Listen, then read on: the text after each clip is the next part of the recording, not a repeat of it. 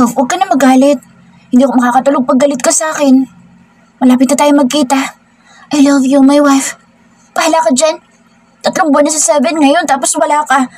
Nainis talaga ako sa'yo, Kuton Lupa. Pag wala ka pa sa linggo, aalis na ako dito sa mansyon. Babalik ako ng apartment ko kasama mga bata at sa tita Annaliza. Lahat ng pananakot gusto kong sabihin kay Kuton Lupa para lang bumalik na siya. Sobrang pagkamiss ko na sa kanya. Namimiss ko na ang mga yakap niya at ang mga paglalambing niya. Hindi ko naman tututuhanin ang mga sinabi ko. Gusto ko lang siyang takutin. Bumangon si Thunder mula sa pagkakahiga sa kama. Napalunok ako nang bumaba ang kamera sa katawan niyang walang pang itaas. Nasilayan ko ang matigas niyang dibdib at abs. Kaya gusto ko na siyang bumalik dahil gusto ko na ulit makulong sa mga bisig niya. Naku naman, bakit ang hot ni Kuton Lupa? Paano ko dadamin ang katawan niya kung malayo siya? Sigaw ng isip ko. Kinagat ko ang pangibabang labi ko nang pumasok sa imahinasyon ko ang mga pag-angkin niya sa akin. I can tell that you miss me, my wife. I can read it on your beautiful face that you're thinking about our lovemaking. I cleared my throat bago ako muling nagsalita. Hindi ko aaminin na tama siya na naiisip ko ang pagniniig namin. Tama ka. Miss na kita, Kuton Lupa. Pero mali ka sa sinasabi mong iniisip kong lovemaking natin. Malakas na halakak ni Thunder ang sumunod kong narinig. Napatitig ako sa screen ng telepono ko dahil ang sarap niyang pagmasdan habang tumatawa. Sobrang pagkamis ko na talaga sa kanya. Natigil sa Thunder sa pagtawa, tinitigan ako. Ilang minuto na nakatitig lang kami sa isa't isa. Mukhang katulad ko, miss na miss niya na rin ako. I miss those sweet lips. I miss waking up in the morning to see your beautiful face sleeping next to mine. I miss you a lot, love. Kaya umanda ka sa pagbabalik ko. Baka hindi ka na makalakad. Ako naman ang napahalakak sa mga tinura ni Thunder, lalo na sa mga huling katagang sinambit niya. Nang huminto ako sa pagtawa, naging seryoso mukha ni Thunder. Hindi nakakikitaan ng pagbibiro. I miss you, love. Mahal na mahal kita at ang mga bata. You and the kids are my life now. Magkikita na tayo, love. Malapit na. Huwag ka na magtampo, magalit sa akin, please. I love you so much, Sofia Ramos Simpson. My name suits you. Muli ako napatitig kay Thunder dahil sa mga tinura niya. Tuwing sinasabi ni Thunder ang pagmamahal niya para sa akin at sa mga bata, lagi naghahatid ng init at kiliti sa aking puso. Kinikilig akong lagi sa mga kaswitan niya. See you soonest, my love. I miss you so much. Humalik pa sa Thunder sa screen bago tuluyang natapos ang tawag. Agad akong bumaba ng kama. Naligo na ako habang natutulog pa sa 7 at sa Tyrone. Katatapos ko lang magbihis nang makarinig ako ng pagkatok sa pintuan. Tinungo ko ang pintuan at binuksan. Bumungad sa akin ang nakangiting mukha ni Tita Annaliza. Good morning, anak. Tulog pa ba mga bata? Opo, tita. May kailangan po ba kayo? Makikisuyo sana ako, anak, na magpabili ng gamot para sa pananakit ng tuhod. Naubusan kasi ako. Yung binibili mo sa akin noon. Dahil tulog pa naman ng mga bata, agad akong pumayag sa pakiusap ni tita. Pinabilin ko na rin sa 7 at Tyrone kay tita at sa iba pa naming kasambahay. Manang Aurora, pakatulungan na lang po sa tita sa mga bata pag nagising na. Nawala pa ako. Sandali lang po ako. Sige po, Ma'am Sofia. Paglabas ko ng mansyon, naghihintay na ang driver na itinalaga ni Thunder para sa akin. Agad niya akong pinagbuksan ng pintuan. Hindi ko na pinasama ang ibang itinalaga ng bantay ni Thunder sa akin dahil sa malapit lang naman ang pupuntahan ko. Tatawagan ko sana si Thunder para ipaalam na nasa labas ako nang hindi ko mahanap ang telepono ko sa bag na dala ko. At agad ako napamura na ilagay ko pala ito sa maliit na mesa sa tabi ng kama pagkatapos namin mag-usap ni Thunder. At nakalimutan ko itong kunin nang lumabas ako sa silid namin. Hindi naman siguro tatawag ulit sa Kuton Lupa. Kakakausap lang naman namin kanina. Sa isip ko. At nang makarating sa butika, agad kong binili ang gamot ni Tita Annaliza. Kalalabas ko lang sa butika na may humarang sa akin ilang kalalakihan.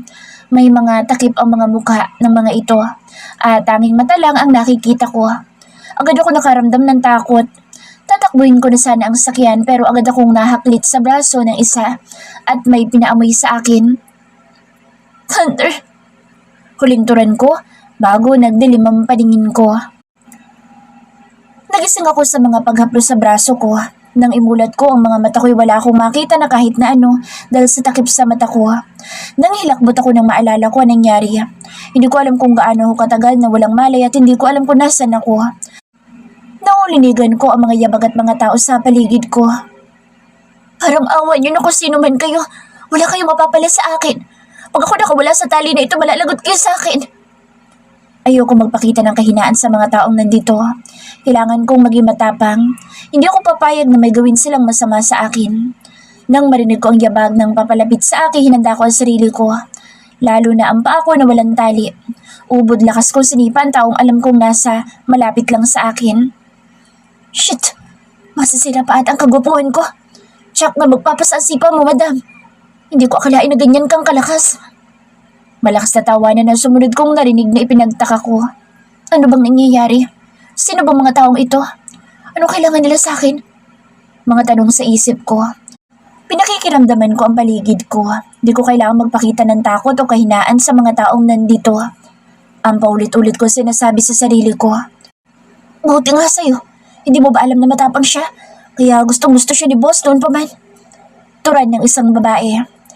Bakit parang narinig ko na ang tinig ng babaeng nagsalita? Sa isip ko, nakarinig ako ng pagbukas ng pintuan at mga yabag na papalapit sa akin. Mag-ingat kayo at baka masipa din kayo. Tinig na isa lalaki at tawanan ulit ang narinig ko. Ma'am, huwag niyo po kami sasaktan. Napag-utusan lang po kaming ayusan kayo at bihisan. Tatanggalin na po namin ang tali sa kamay niyo. Tatanggalin po namin ang takip sa mata niyo pagtapos na po namin kayo ayusan. Tura ng isang babae. Naguguluhan man ako sa mga nangyayari, hindi na ako nagsalita at hinayaan ko na lang sila. Nakaramdam ako ng antok at nakaka-relax ang ginagawa nilang pag-aayos sa akin. Hindi ko alam kung gaano nakatagal nila akong inaayusan. Naririnig ko ang ilang tinig na nag-uusap-usap. Ma'am, itatayo po namin kayo para maisuot na po namin sa inyo ang gown. Bakit kailangan ko mag-gown? Sino ba kayo? Alam ko na pag-utusan lang kayo. Please, tulungan niyo ako makaalis dito. Alam niyo bang malalagot kayong lahat sa asawa ko? Kailangan ko makabalik sa napakagwapo kong asawa at sa dalawang anak ko na kamukhang kamukha ng kutol lupa ko. Gusto kong batukan ang sarili ko sa mga pinagsasasabi ko. Malakas na tawanan ang sumunod kong narinig. Wow, ang ganda niyo po, ma'am. Bagay na bagay po sa inyo ang gown. Paano ko naman malalaman na totoo sinasabi niyo kung may takip ang mata ko? Saka wala akong pakaalam kung gaano pa ako kaganda. Gusto ko lang makabalik sa asawa ko at sa mga anak ko. Gusto ko nang maiyak. Paano ba ako makakatakas sa lugar na ito? Sa isip ko. Ma'am, tatanggalin na po namin ang takip sa mata niyo para matapos na po ang make-up niyo. Sa bandang mata na lang po ang kulang. Opo kayong dumilat, parang awa niyo na po. Ayaw namin na mawala ng trabaho. Pakausap lang po namin sa inyo na huwag kayong dumilat. Bigla akong nakaramdam ng awa sa nagsalita, kaya minabuti ko na lang na sundin sila. Ilang sandali pa'y wala na silang ginagawa sa mukha ko. Papalayo ang mga yabag. Bumukas at sumara ang pintuan at taging sobrang tahimik ang paligid ko. Dahan-dahan kong iminulat ang mata ko at ganoon na lang ang gulat ko ng, Love, will you marry me? Pakiramdam ko'y tumigil ang paghinga ko. Naninigas ang katawan ko habang nakatingin kay Thunder na nakaluhod sa harapan ko. Nakalahad ang nakabukas na maliit na kahon na naglalaman ng kumikinang na malaking diamond ring. Napakagwapo ni Thunder sa suot niyang tuxedo. Mas na-miss ko siya. Sa loob ng 2 buwan na wala siya, hinahanap-hanap ko ang mga paglalambing niya, mga yakap niya at mga paghalik niya.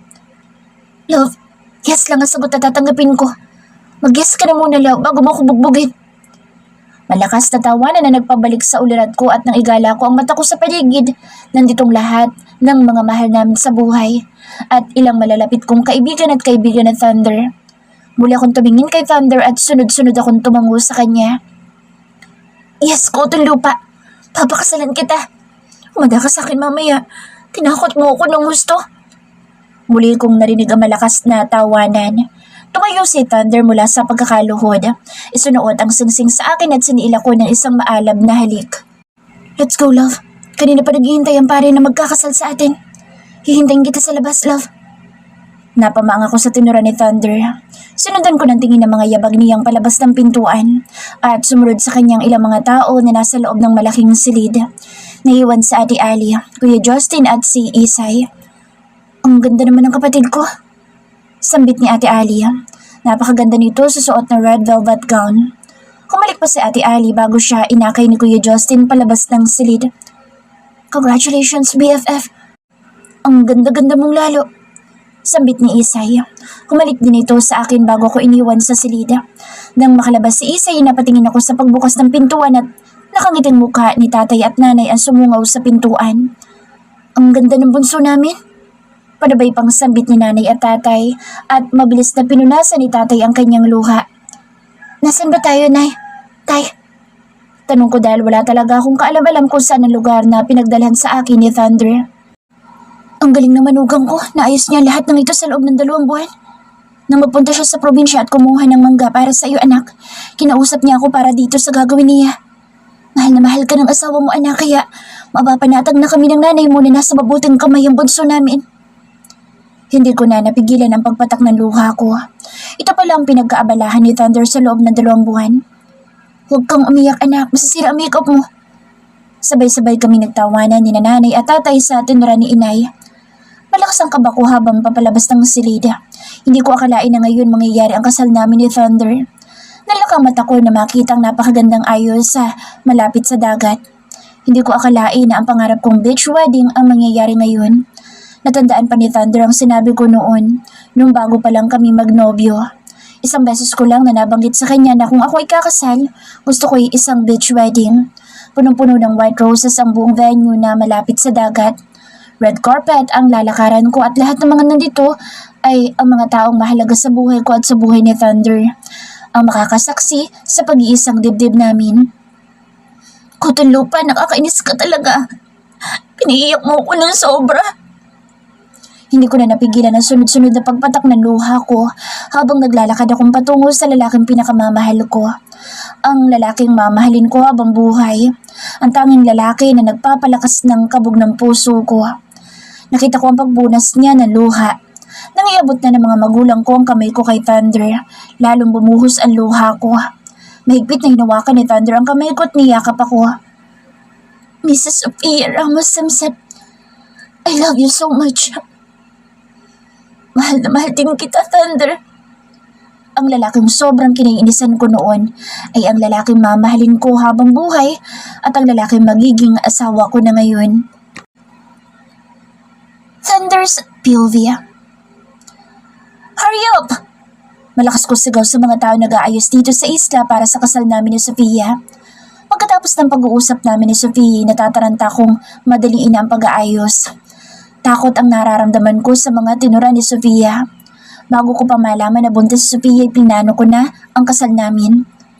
Love, hindi ko papayag na lumayo ka pa sa akin. Mahina akong turan. Nang malaman kong buntis siya, pinagpaliban ko muna dahil ayoko mahirapan siya o mag-isip habang ipinagbubuntis niya ang ikalawang anak namin. Kinausap ko si Tatay Ronaldo nung magpunta ako sa probinsya para sa mga plano ko at agad naman itong pumayag. Habang nagbubuntis si Sofia, sinimulan ko ng ayusin ang ibang detalye sa aming kasal. Gusto ko maging special ang araw ng kasal para sa babaeng pinakamamahal ko. I'll do anything to make her happy. Kinuha ko agad ang telepono ko para tawagan si Bailey upang isagawa na ang planong pagdukot kay Sofia. Lahat nasa plano, pati na ang paghihingi ng pabor ni Tita Annalisa kay Sofia na pagbili ng gamot. Kasama sa plano, pati ang driver na maghahatid kay Sofia sa butika ay kasama din. Make sure na hindi siya masasaktan. If I say small scratch on her milky skin, malalagot kayo lahat sa akin. Malakas kong ani kay Bailey na tinawanan lang nito. Pagkababa ko ng telepono, muli kong hinarap ang mga taong nag-aayos ng pagdadausan ng kasal. Sa loob ng 2 buwan dito ako sa isla na malagi. Pagkatapos ko makausap si Bailey, si Tita Annalisa naman ang tinawagan ko. Ang dapat na pagdukot kay Sofia ay dapat na bukas pa mangyayari. Nang dahil sa mga sinabi ni Sofia pagkatapos namin mag-usap, minadali ko na ang lahat. Takot at kaba ang nararamdaman ko sa pangatinura niya. Alam kong galit na siya sa 2 buwan kong pagkawala. Agad kong sinuri ang katawan ni Sofia nang dumating siya ng isla. Payapang-payapa itong natutulog. Tinanggal ko muna ang pagkakatali ng kamay niya dahil alam kong mamaya pa siya gigising. Ang babaeng tigre ko'y alam kong susubukan niyang makatakas pag walang tali ang kamay niya. I love you, love. I miss you. Mahina akong turan at agad ko sinakop ang labi niya. Gusto kong palalimin ang halik kaya lang ayoko siyang magising. Gusto ko siyang makapagpahinga bago ang oras ng kasal namin. Dumating na rin ang mga anak namin, mga pamilya at ilang malalapit na kaibigan. Ang isla na ito ang magiging regalo ko kay Sofia sa kasal namin. I trust her delicate, soft and kissable lips using my finger. Ilang beses ko ding pinadaanan ang daliri ko ang maliit at matangos niyang ilong. Every day my love for her deepens and intensifies. Wala na akong ibang mamahalin na babae katulad ng pagmamahal ko kay Sofia. Nakasama siya sa habang buhay, ang tanging pinapangarap ko mula noon pa man. Yumakap ako sa kanya hanggang sa makatulog ako. Nalimpungatan ako nang gumalaw si Sofia. Nang sulyapan ko ang oras, ang lakas ng tibok ng puso ko.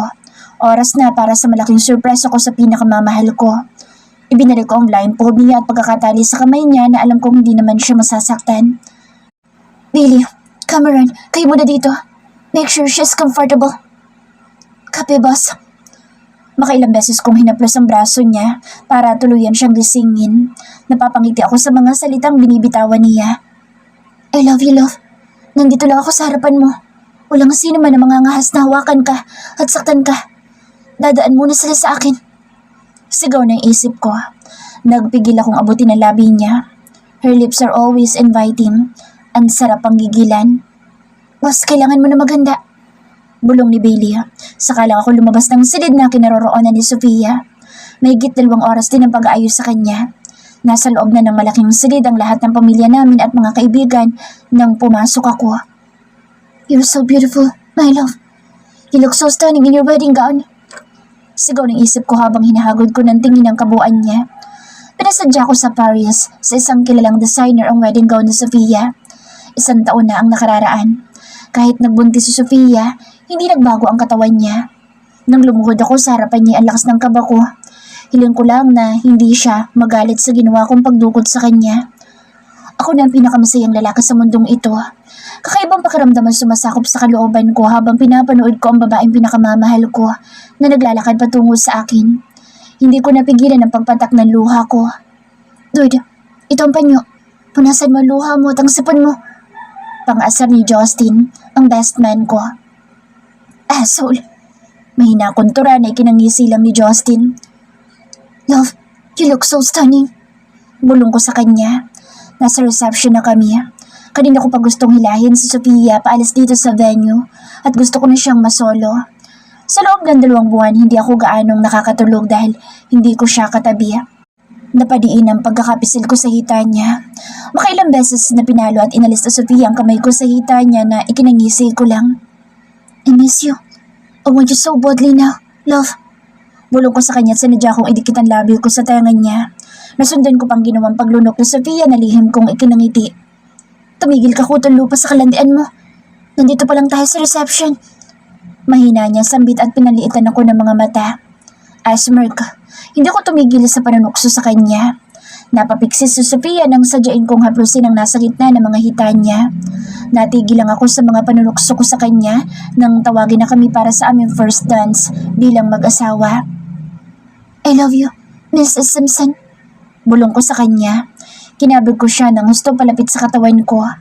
Habang nagsasayaw kami, ilang beses kong inangkin ang labi niya na nagpapaingay sa mga tao. Halik na may panggigigil at pagkasabik. Dude, tapusin mo munang sayaw. Mukhang hindi ka na makapaghintay sa honeymoon.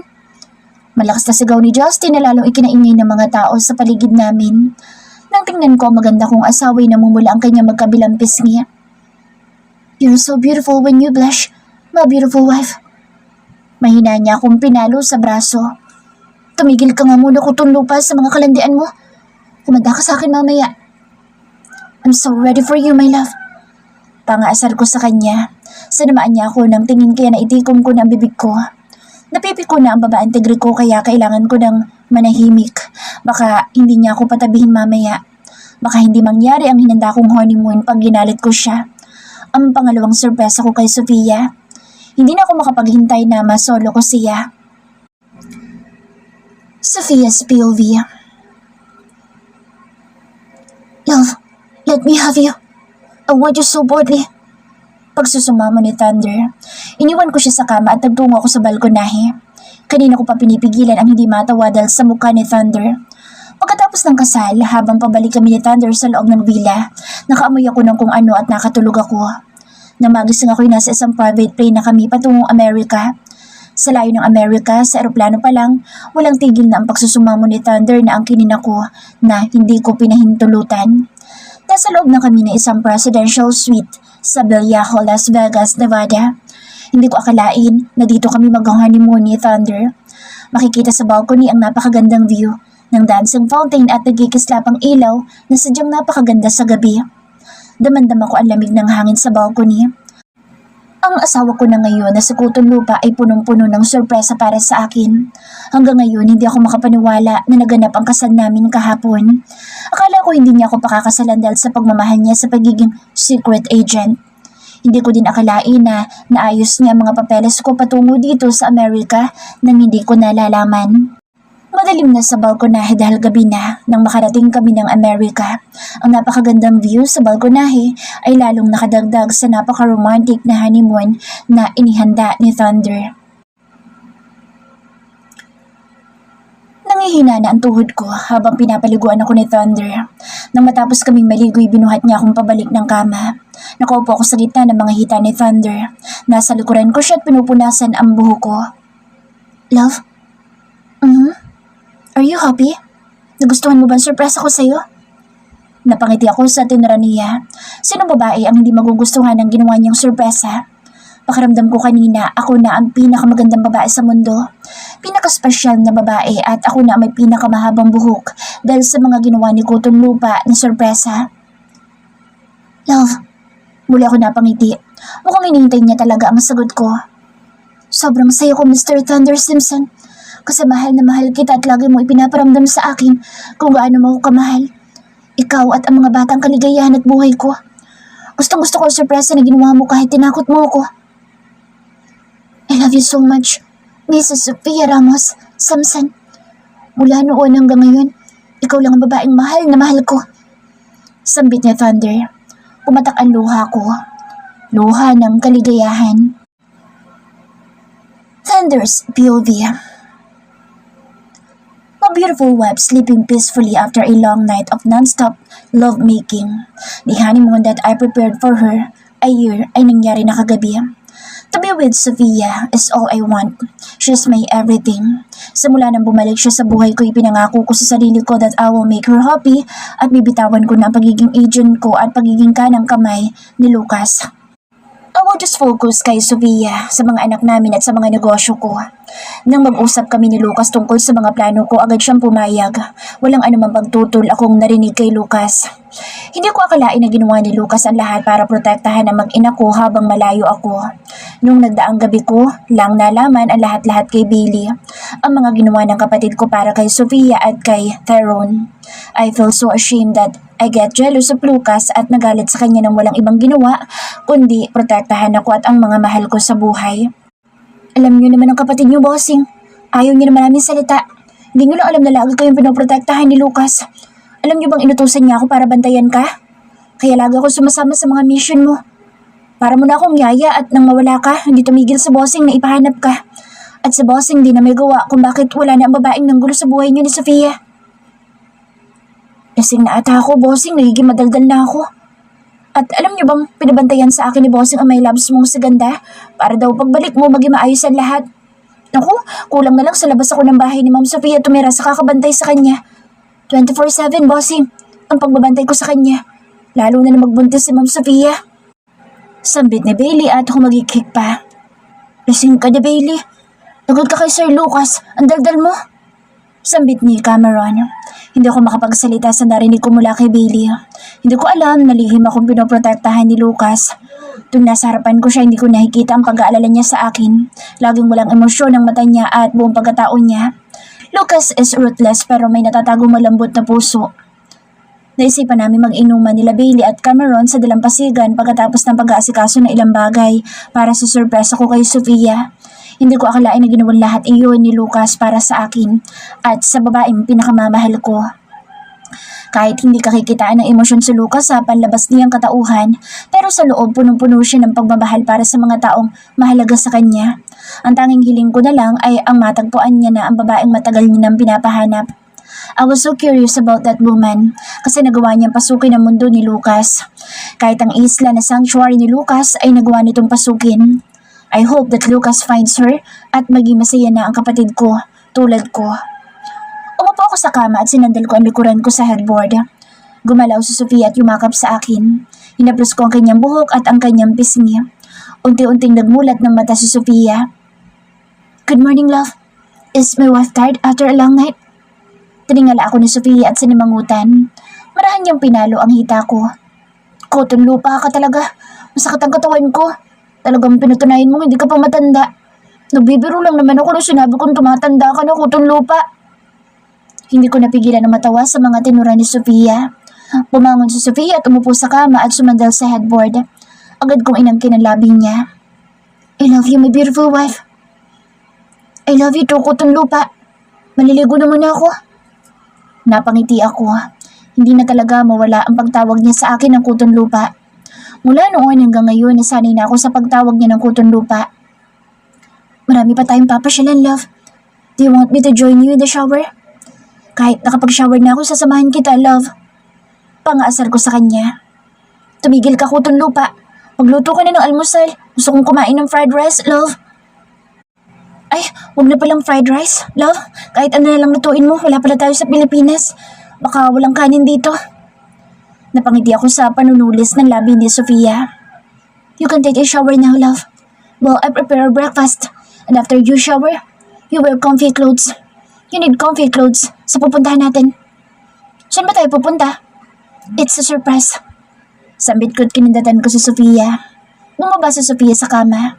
Nakakaisang hakbang pa lang siya nang bumaba din ako sa kama at pinalo ko ang pangupo niya. Cotton lupa ka talaga. Pigilan mo muna yung kalandaan mo.